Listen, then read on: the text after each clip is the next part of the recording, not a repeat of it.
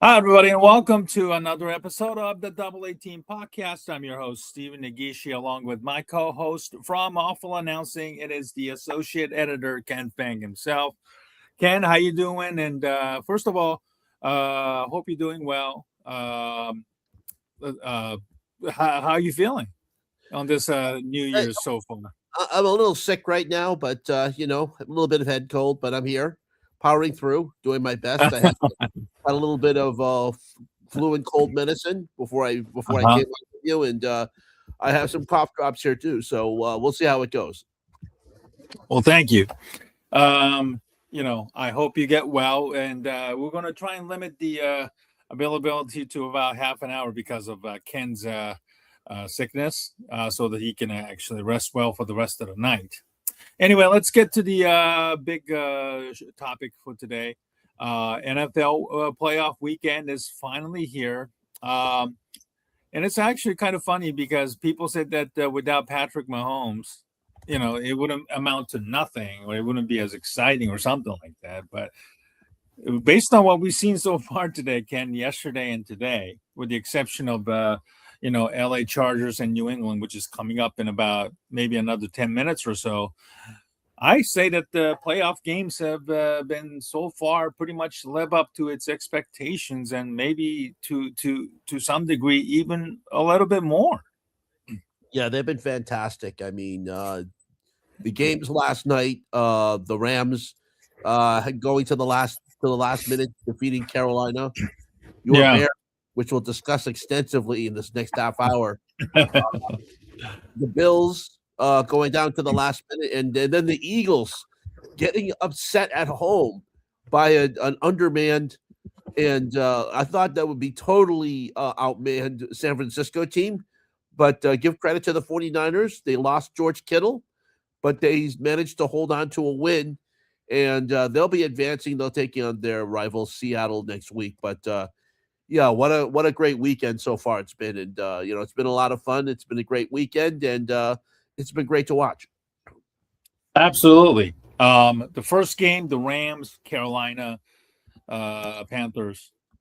Boy, that was a really good game, and I give Carolina a lot of credit for giving the Rams a run for their money. They beat them in December, already upset them in the same stadium. And it looked like Carolina was going to pull it off again. They were down 14-0, and they actually led the game 27-24 late in the game. Even had a punt block and then scored a touchdown, and it felt like, oh my God, they're going to pull it off again. But the Rams were exceptionally resilient down the stretch, and Matthew Stafford struggled a little bit in the second half, but he came through and had a very good game. Carolina, listen, people can talk about the losing division winners and seeding and all that kind of stuff, but at least, just for one game, they look like they truly belong. And, Carolina look like they're, have a pretty good nucleus and a pretty good young coach already there. Depending on what they do this offseason, they could be a team that's going to be, again, pretty decent favorite to win the otherwise a pretty weak NFC South division. With Tampa blowing a comfortable lead to lose the division.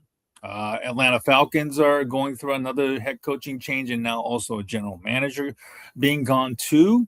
Mhm. And then the other one, New Orleans, that's a team that is still on the transition. Had a very good, strong finish to the season this year. With Tyler Shuck as their, maybe their starting quarterback at least for next year. Very curious how much Carolina can get better. But yeah, Carolina right now is a favorite to win that division moving forward. And then the Rams, now they're going to go to face the Chicago Bears. We'll get to the Bears in a bit, but um,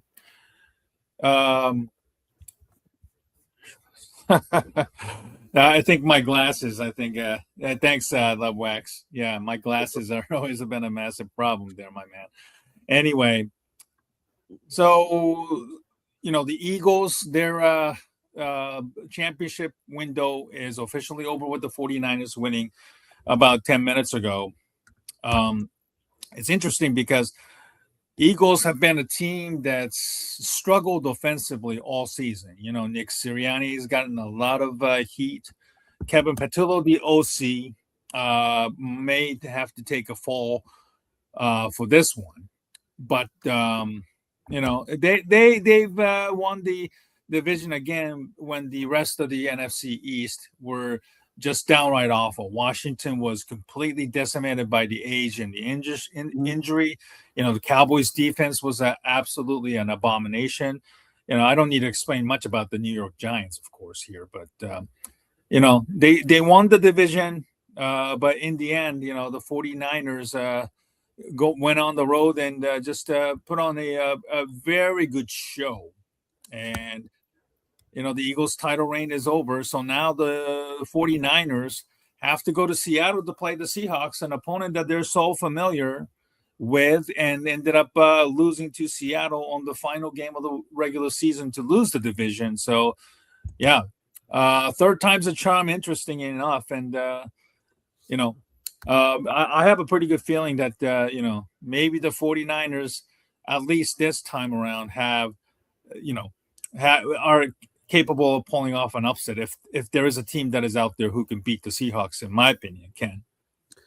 Yeah, I mean, the 49ers, they're going to go back to Seattle, a team that really wiped them out. They made them look really bad. Right. And that's season finale. Yeah, absolutely. Yeah. I mean, they were on ESPN on Saturday, the final Saturday of the season. Yeah. I have to say that, to be honest with you, I really didn't. That performance didn't give me much confidence that they would do well against Philadelphia today. But give them credit. They got the win today. They're going to take on Seattle next week. We don't know what time that'll be on. Probably that'll either be Saturday or Sunday, depending on the scheduling. But I have to say that San Francisco will be looking for revenge, although Seattle's defense is going to be really, really tough. That Seattle defense, they're not the Legion of Boom, but they're certainly taking on the characteristics of the Legion of Boom. They're totally intimidating, and if that defense plays like it did against San Francisco in Week 18, they're really going to be a tough out, especially at home. Mm-hmm. And then my Chicago Bears put on a all-time classic game. I don't know about this team as a Bears fan, and I love the Bears. Don't get me wrong, but they just don't know how to turn on until the fourth quarter. Yesterday they were down pretty much the entire game, except for when they took a 3-0 lead on their very first opening possession, and then from there they just struggled to keep up the rest of the game. Defense was once again atrocious in the first half, playing mostly man coverage, and they were just getting gashed and was unable to pressure or stop Green Bay pretty much the entire game, with the exception of in the second half they finally came in, adjusted the game. They suffered some serious injuries. Linebacker TJ Edwards suffered a serious injury, had to put an air cast as he was being carted off the field. Jalen Johnson just hasn't been healthy all year long. Just looked like he was so slow when it comes to, covering Packers receivers, pretty much. And then they finally brought in Tyreek Stevenson, I believe, in the second half. Really started to, stop the Packers offense in the second half. I think stopped them on 4 straight positions. Unfortunately, the Bears had to settle for 2 field goals in the third quarter. It looked pretty bleak. When Matthew Golden in the fourth quarter scored a touchdown where the Bears couldn't tackle him, with about 5 minutes left, I thought the game was officially over at that point. But then, the Bears just kept coming back. And then, Caleb Williams and Colston Loveland, put on a massive performance. Loveland looked like already an incredible star in the making, even though he's only a rookie, and, didn't really, came in and really finally didn't become a centerpiece of the offense until the last few weeks. And he's been amazing. Caleb Williams, you look at the number for 24 or 48 for 360 some yards. Okay, so he was only 50% in terms of the completion. But what happens is none of the players, some of the players just didn't help themselves, with a lot of casual drops throughout the game, unfortunately. But when it counted, he made it count, especially on that incredible 4th and 8 pass where he was being chased and tackled as he was releasing the ball. And some people said that he looked like Air Jordan's jump man when he made that throw as he was tripped up, and then Rome Odunze caught it to keep the drive alive and even the season alive as well. So, the defense almost blew it away in the end. You saw the game too, Ken. Thankfully the Packers shot themselves in the foot with a penalty, 10-second runoff with the injuries to one of the Packers linemen, I believe. And then, it was with about only 7 seconds to go, 3rd and 15.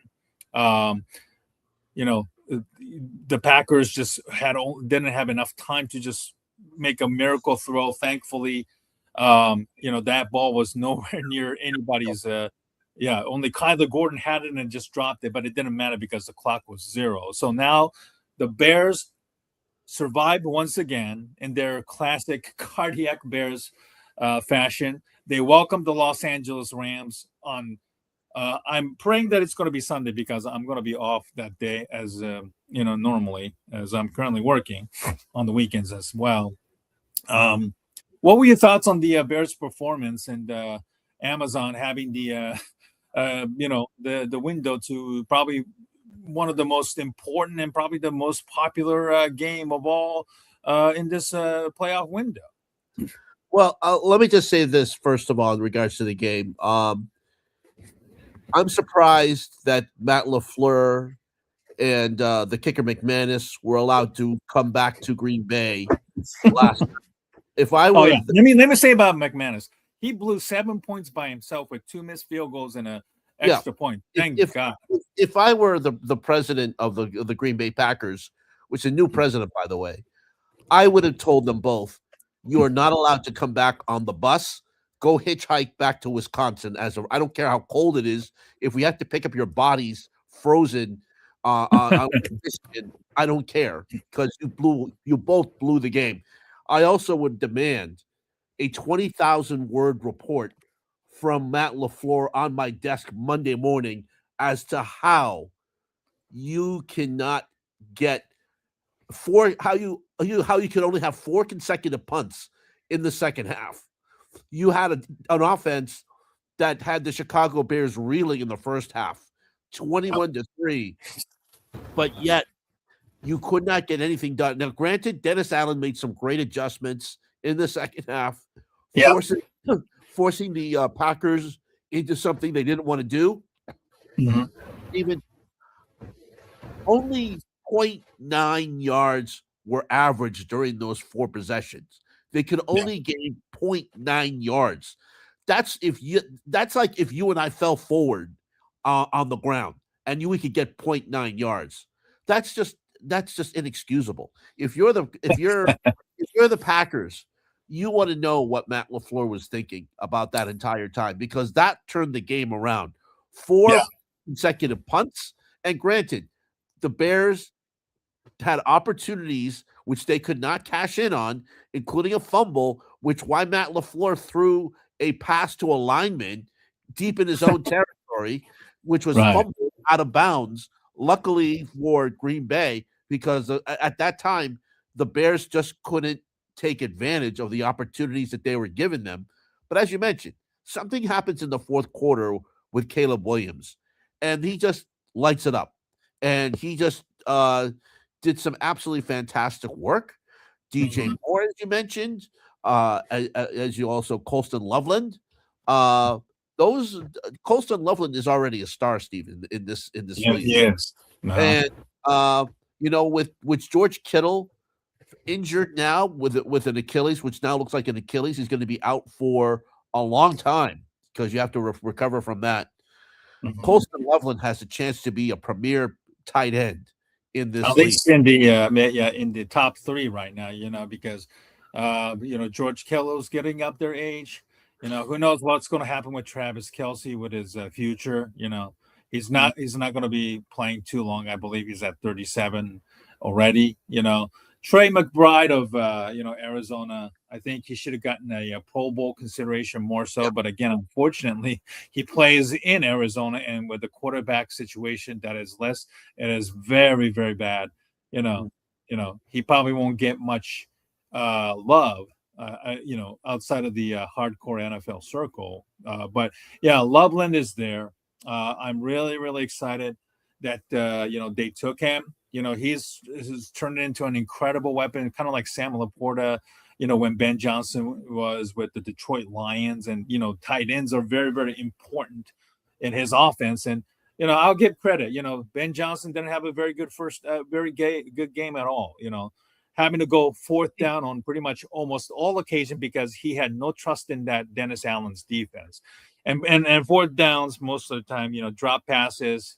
Also 2 picks in a row, I believe. Maybe that was not good. It was an awful, Luther Burden didn't run the right routes, or, maybe there was a miscommunication on the other one as well. But, the Bears survived, thankfully.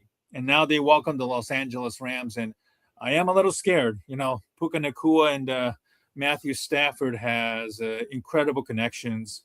Sean McVay versus Ben Johnson, 2 incredible offensive minds in the NFL right now, going up against each other. It's going to be a shootout because obviously, again, no one can trust the Bears, even if their life depended upon it right now, even if it's outdoors. Now, mind you, for the Rams, you have to travel back, and now you have to travel back again. Now, this time, at least it's not the East Coast. This is in the Midwest, outdoors. And I don't know how bad the weather condition is going to be, but hopefully, the Bears defense don't have to wait until the halftime to make an adjustment. This game from start to finish, they have to figure out a way to slow down Matthew Stafford, Puka Nacua, any means necessary. So I'm very, very excited about this series. One other game. Let me just say this. Luckily, the Los Angeles Rams have not put together a 60-minute game. And that's one of the reasons why Carolina came back yesterday, because the Rams, for some reason, let the Carolina Panthers back in the game. And Bryce Young did a fantastic job leading his team back, and they had a chance to win that game. But Matthew Stafford, for some reason, for that Rams team, just can't put 60 minutes together.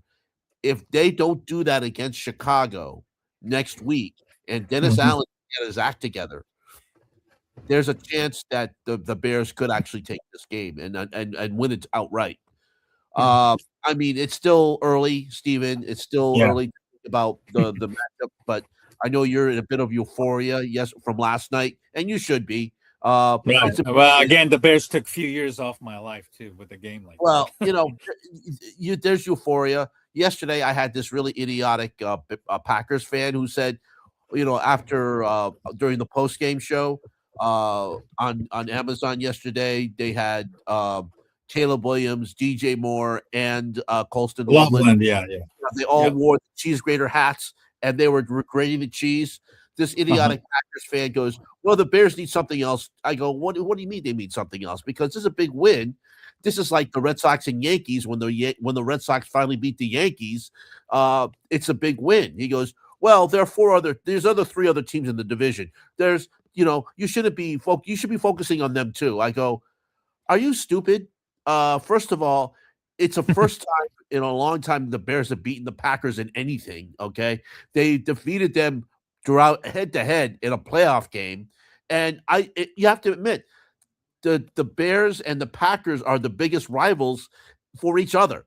And why are you saying that they should focus on the other teams? Because they weren't playing those teams. They were playing you. They were playing the Packers, and it's a big win. So the cheese grating, I don't blame them for doing it. And I he don't just said, blame him.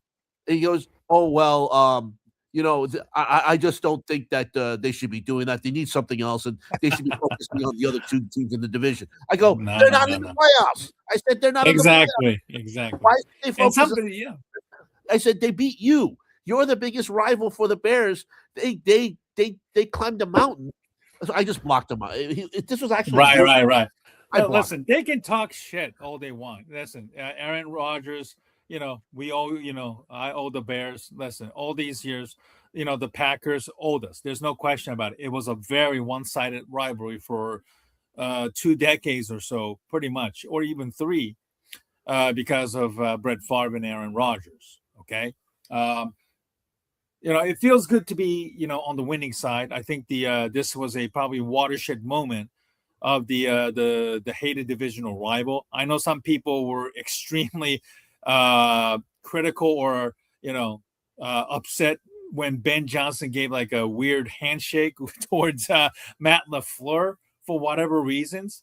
Hey, at least they shook hands. I mean, and then some people were even upset because when their camera was inside the Bears locker room, Ben Johnson said "F the Packers," "F them" or something. I mean, that's what the rivalry is all about. Yeah, I'm sorry. Was Ben emotional? Yeah. I mean, yeah, I don't blame him. I mean, the Bears were completely a laughing stock of the entire league, and then especially against the Packers, the Bears had no shot against them any other year. You right. know, so And I'm to just have really happy that they finally, beat them. Again, this could be a watershed moment in the divisional rivalry that, the Packers pretended that we the Bears or the Bears fans never even existed in the first place, and now they're starting to act like, a bunch of crybabies over. Some of the tiki tacky stuff, and then how the head coach disrespected Matt LaFleur, and then so forth. well, So yeah, I it's think funny. the Packers fans have to be concerned that Matt LaFleur may not come back after next season. I mean, come on. I think that Well, should I be mean, they want him gone. I mean, they well, want yeah. him gone pretty Well, much. the Packers have to decide whether they want to extend his contract his year. This upcoming season is his last year. Right. Although Adam Schefter did mention the fact is that John Harbaugh does have a connection to the Packers through the old president Bob Harlan. So Right. it's still it's a stretch for me because I think Harbaugh is probably going to go to Miami. But if the Packers decide to open up their coaching, have a coaching vacancy, Stephen, having Harbaugh in the division with Ben Johnson could be very interesting. That could be very And interesting. not to mention Dan Campbell and Kevin O'Connell too. I mean, that's going to Exactly. be the division was already loaded. Every team, including the Detroit Lions, who beat the Bears twice this year, and yet still finished 9-8. Every team finished with a winning record in that division, pretty Right. much. It's going to be incredibly loaded, whether Matt LaFleur stays or not. So, Right. yeah.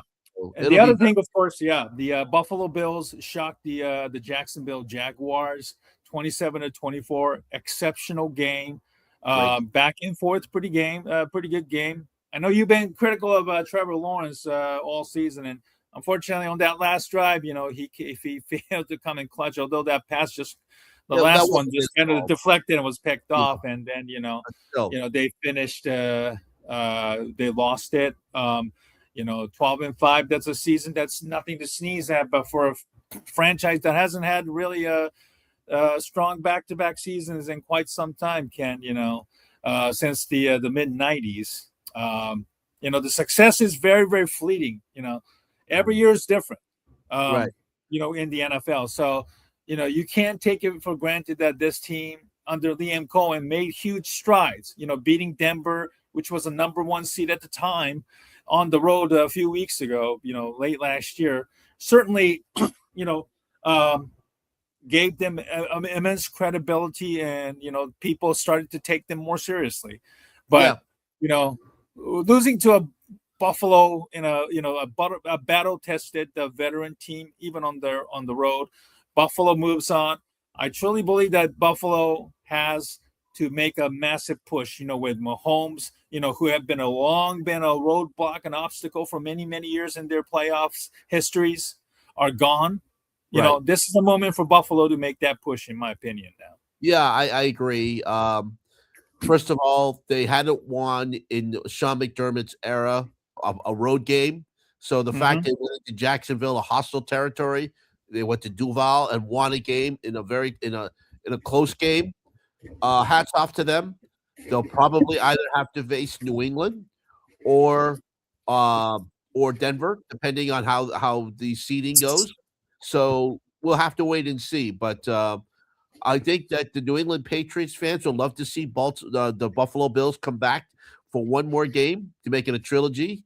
But we'll have to wait and see. It all depends on tonight's game. This actually depends on tomorrow's game to see who goes further. But anyway, Chargers, they're taking on the New England Patriots right now in Foxborough. It's 0-0.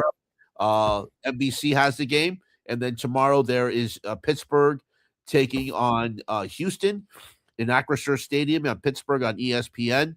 I'm going to see as well. Yeah, I think the Texans will win that game. I'm going to pick the Steelers to win tomorrow. I will also pick the Chargers to win tonight because I think Justin Herbert. I know that there's been questions about his ability to come up in the clutch.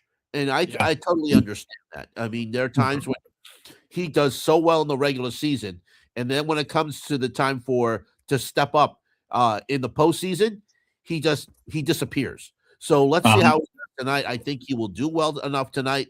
I think that the fact is that it's an interesting matchup between Jim Harbaugh and Mike Vrabel. Vrabel has great experience in the postseason with Tennessee. And I think the fact the Patriots are at home should give them an advantage, but I'll think the Chargers will win by a field goal today. Very interesting game. This is going to be the at least the last game of this weekend slate. Again, tomorrow night, Texans Steelers to close out this incredible weekend so far, and hopefully tonight's game and tomorrow will give more exciting games in this wild card weekend. All right, Ken, unfortunately you're sick, so we'll try and wrap this up. Sticking with the NFL coaching vacancy is very much upon us. And, your Cleveland Browns, made the decision to fire Kevin Stefanski. Certainly not a surprise there. I'm sure you probably expected this. And, there are, at least as of right now, 8 vacancies, including your Cleveland Browns at this moment. I'm going to share Connor Orr from SI MMQB ranking the vacancies of the coaching. Of course, he has Baltimore, which shockingly fired John Harbaugh after 18 years following the last Sunday's loss that determined the AFC North crown handed to the Pittsburgh Steelers. It seems as though this year's cycle, there aren't many massive head coaching candidates like, the Bears had with, we were lucky enough to get Ben. Yeah. Well, Harbaugh is the big fish right now. So once he goes, and Stefanski's also going to be, and then Mike McDaniel got fired also. So I think those three have an opportunity to change scenery. Daniel has a connection to Cleveland also as well. I think the Browns are going to go after Harbaugh, but I don't think that he wants to go there considering what the mess that the Browns front office is. So we have to wait and see if Green Bay decides to say goodbye to Matt LaFleur. That's another hot coaching candidate right there, Right. And then I think that John Harbaugh, we'll see if he actually wants to go over to Green Bay or decide that Miami is for him. But we'll have to wait and see. There could be another version of Black Monday tomorrow, Steven. So we'll have to wait and see on that one to see if Matt LaFleur stays or goes. But It's gonna be a very interesting off season, and there'll be some interesting interviews coming up. Mhm. Some as some assistants and coordinators will also have an opportunity to interview after their playoff games are done this week. Who do you want as your head coach? Because unfortunately, Orr has Cleveland as number 8 in the all the vacancies right now. Yeah, obviously the Browns are in a very difficult division, which they have never won, and there's no change at the top of the football operation. So, Yeah. in a perfect world, John Harbaugh stays in division, but who do you realistically want as your Well, next coach? I wouldn't mind Mike McDaniel. I He's believe he was an assistant there one time. Yes, like I said, he had a connection with Cleveland. I wouldn't mind seeing him go there. He is an offensive genius. But the thing is again, what coach wants to go there right now with that front office in flux and with Jimmy Haslam as the owner, who has shown on a whim he will make decisions above the over the head of the general manager. So, in a perfect world, I would say John Harbaugh, but right now, or Mike McDaniel. I don't know if they'll decide to go for a hot college coach or not. But at this point, I'll just take anybody who's a warm body at this point, Steven. Because right now, the Cleveland Browns have not shown that they are serious right now as an organization. Until they do that, right now, I'll just take anybody at this point because I don't think John Harbaugh is going to go there. Mike McDaniel might. And we'll see. Maybe if, let's say, Matt LaFleur is let go, maybe he wants to stay in the Midwest and go to Ohio. So we'll have to wait and see. It's all very up in the air, and the whole situation is very fluid. A couple of things about the Browns' job. I know there were reports saying that whoever is the next head coach will have to keep defensive coordinator Jim Schwartz, who did a very good job keeping that Browns defense as good as they have been. Of course, you have Myles Garrett and his 23 sacks. That's going to make a big difference. But again, Jim Schwartz will be the defensive coordinator more likely under the new head coaching regime, which I don't know if there's going to be that many people opposed to that idea, or actually suggest that maybe Schwartz should be the first guess. This is his first guess, not a official 100% slam dunk prediction as of yet. So we'll see. Ideal hire will be McDaniel, of course. Would be interesting as well. McDaniel still has a chance to either become a head coach or settle for being an OC elsewhere, which certainly would be not a bad gig to try and rehab your image, after several years of disappointment down in Miami as well. So we shall see. John Harbaugh, is also expected to name his, maybe up to maybe 4 teams that he's planning to visit. So those John will likely make a decision out of those 4 teams. So if Cleveland is in there, you can bet that Browns still have a good shot at it, but maybe more likely the teams like the Giants and, the Falcons and so forth will probably, with the stable quarterback situation, would more likely have a very good shot at maybe landing John Harbaugh, not only with the interview with Harbaugh, but also have a good shot at hiring him as well. All right. Well, listen, Ken, I know you're sick, and thank you so much for doing this on this late night. As always, I hope you get very, very well, because, the weather still sucks depending on where you live. Where I live in the Midwest and also on the East Coast, like Ken does, it's pretty brutal weather-wise. So, I hope everybody stay warm, stay safe, get vaccinated and, take care of yourself, no matter where you are. And, we'll come back and do this again, hopefully next Sunday. We'll have a better idea of, who the NFC and AFC championship teams, will be at this hour, hopefully a week from now. And another reminder on Tuesday, I'll be doing an interview, a live stream with somebody that I met online, Andrew Harbaugh from Vikings Wire, and also Bucks Wire, part of the USA Today Sports Group, will be joining me Tuesday at 3 p.m. The Chargers had just scored a touchdown here. Interesting. Turnover. Oh, I'm sorry, not turnover. They didn't score a touchdown. My apologies. They just ran into the end zone.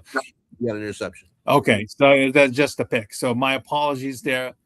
Ken, thank you again. I hope you get very well very, very soon, and hopefully you'll be healthy to do this next week, maybe to do an hour-long show with us, So thank you for doing this on this short notice. My pleasure, Stephen. Thank you very much. I appreciate it. Don't forget to subscribe to our YouTube channel down below for all of our past shows and interviews.